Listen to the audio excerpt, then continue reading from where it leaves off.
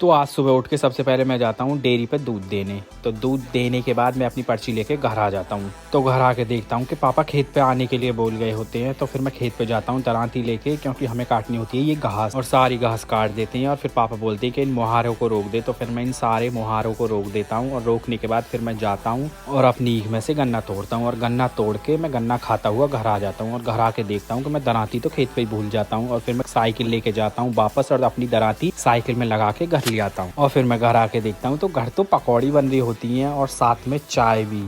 तो फिर मैं पकौड़ी खाता हूँ चुपचाप। और फिर मेरी बहन इतने में ही बोलती है कि दुकान से जाके चिली सॉस लिया। तो फिर मैं दुकान पर जाता हूँ और चिली सॉस लेके आता हूँ। और फिर मैं भी थोड़ी सी मदद करता हूँ पकौड़ी बनाने में।